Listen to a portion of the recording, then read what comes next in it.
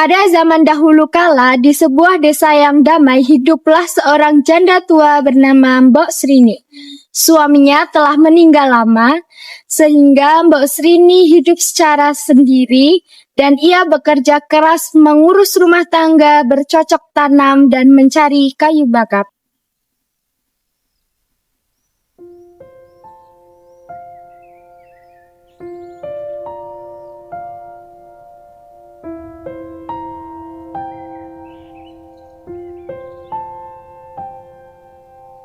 Halaman sudah bersih.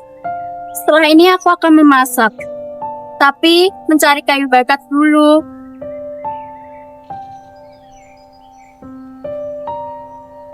Walaupun rajin bekerja, Mbok Srini sering merasa sedih karena tidak memiliki anak yang dapat menemaninya.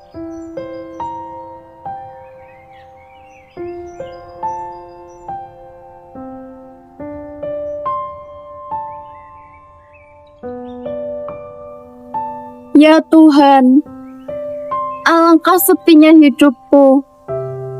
Andaikan aku mempunyai seorang anak, pasti akan lebih bahagia hidupku.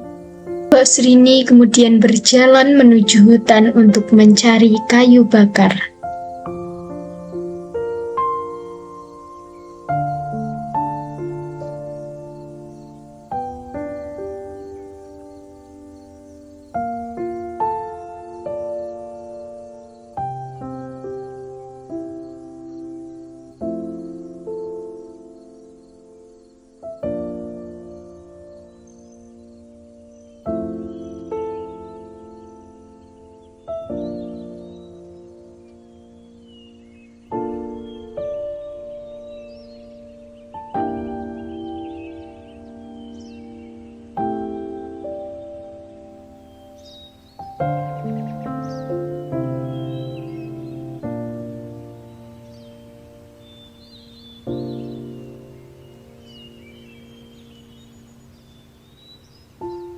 Pagi Mbok Srini. Pagi Mbok Jum, Mbok Tom. Sedang cari kayu bakar lagi ya Mbok? Iya nih, kalau bukan aku siapa lagi? Mbok akhir-akhir ini kok terlihat sedih? Iya, hidupku sangat sepi. Aku pengen punya anak. Sabar ya Mbok, Tuhan pasti punya rencana yang lebih baik. Iya, terima kasih ya Mbok Tom. Mbok Srini terdiam, ia sangat menginginkan seorang anak. Aku kok merasa anginnya aneh sekali ya? Ada apa ini? Aku merasa ada sesuatu yang datang. Dari balik pepohonan muncullah sosok raksasa besar berkulit hitam. Dialah Buto.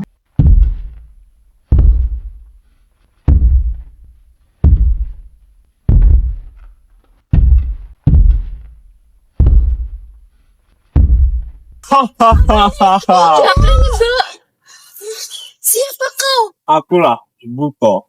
Siapa itu Mbok? Kita takut. Pergi dulu ya Mbok. Jadi, kamulah yang mau mempunyai anak. Iya Buto.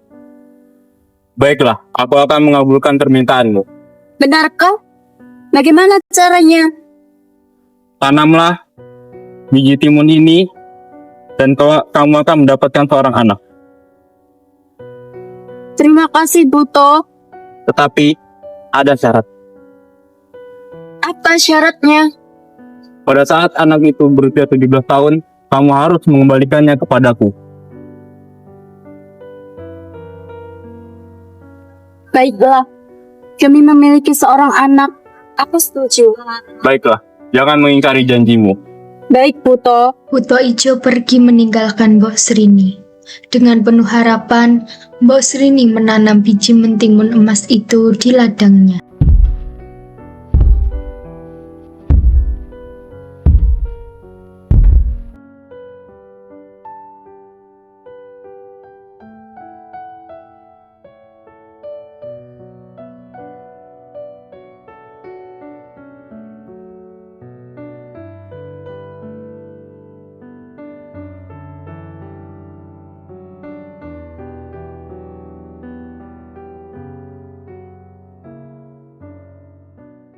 Beberapa bulan kemudian, tumbuhlah sebuah mentimun emas yang sangat besar dan berkilau.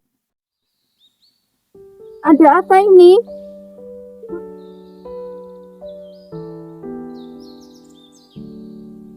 Mbok Srini yang mendengar kegaduhan itu lantas keluar. Lalu Mbok Srini kaget karena melihat timun yang sudah ia tanam berubah sangat besar. Setelah itu, Mbok Srini memetik lalu membelahnya. Dan alangkah terkejutnya saat dibelah mentimun itu terdapat seorang bayi perempuan yang sangat cantik. Wah, timunku. Apa Mbak, kok cantik sekali. Wah, ini benar-benar keajaiban. Ini anak aku. Aku akan menamainya Timun Emas. Wah, selamat ya, Mbok. Ya, terima kasih.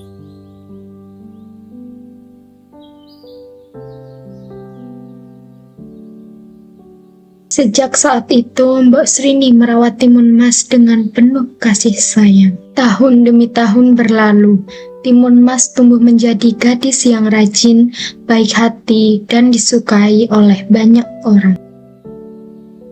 Timun Mas selalu membantu orang lain ya? Iya, dia juga sangat sopan. Tidak heran jika semua orang menyukainya. Semoga ia selalu sehat dan bahagia. Mbok, iya nak. Aku sudah menyapu halaman dan juga mengumpulkan kayu. Ya, terima kasih ya, Nak. Ya, Mbok.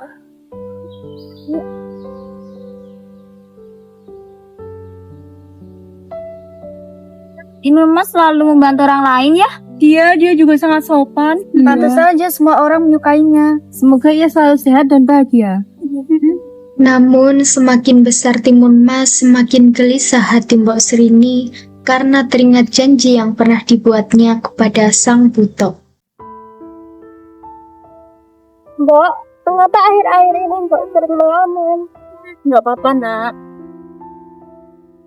Mbok Srini belum sanggup menceritakan kebenaran kepada Timun Mas. Saat Timun Mas berusia 17 tahun, Buto datang kembali. Hei Mbok Srini, Mbok, aku datang untuk menagih janjiku. Mbok siapa dia? Aku yang memberimu kehidupan, maka ikutlah denganku.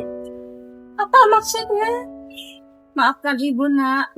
Dulu Ibu mempunyai janji dengan Buto agar memiliki seorang anak. Jadi apa ibu melakukan kepadanya? Ibu tidak mau pegangan kami, Nak. Baiklah, jika begitu, aku akan beri kesempatan sampai esok hari. Bersiaplah.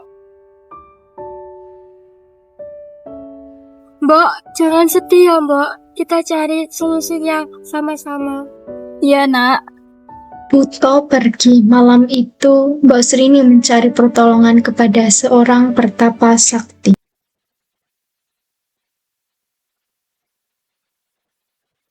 Ada apa Mbak kesini Mbak? Saya dikejar-kejar Buto, Mbah. Kenapa Buto itu ngejar kamu? Dulu, saya punya perjanjian dengan Buto. Saya tidak mau kehilangan anak saya, Mbah. Ya. Yaudah. Ini gak ada sesuatu. Jadi, kamu lemparin aja ke Buto. Baik, Mbah. Terima kasih.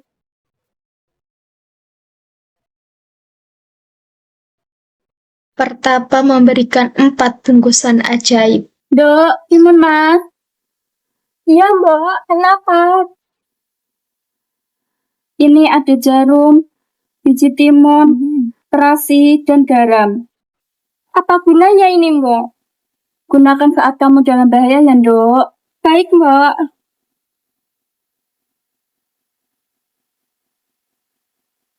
Keesokan harinya, Buto datang kembali. Timun Mas berlari sekencang mungkin menuju hutan.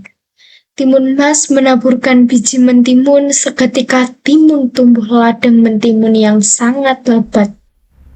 Hahaha, Timun Mas, ikutlah denganku. Tidak, aku tidak mau ikut denganmu. Hei, jangan lari. Kamu tidak akan bisa melenyapkanku.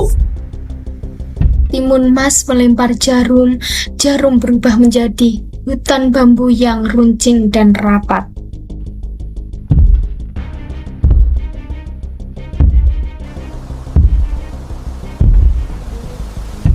Timun Mas melemparkan garam. Garam berubah menjadi lautan yang sangat luas.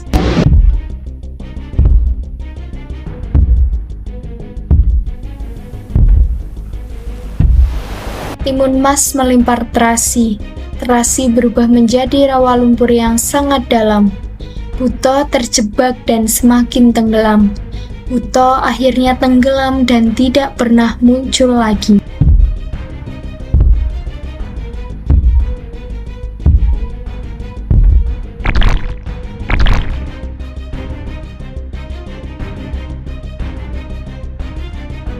Setelah berhasil mengalahkan Buto, Timun Mas kembali ke desanya. Rupanya Mbok Srini mengkhawatirkan keberadaan Timun Mas. Anakku gimana? Kamu dari mana, nak? Tadi aku habis dikejar Buto hijau. Sekarang Buto di mana? Udah nggak ngejar lagi, Mbok. Akhirnya kamu selamat, nak.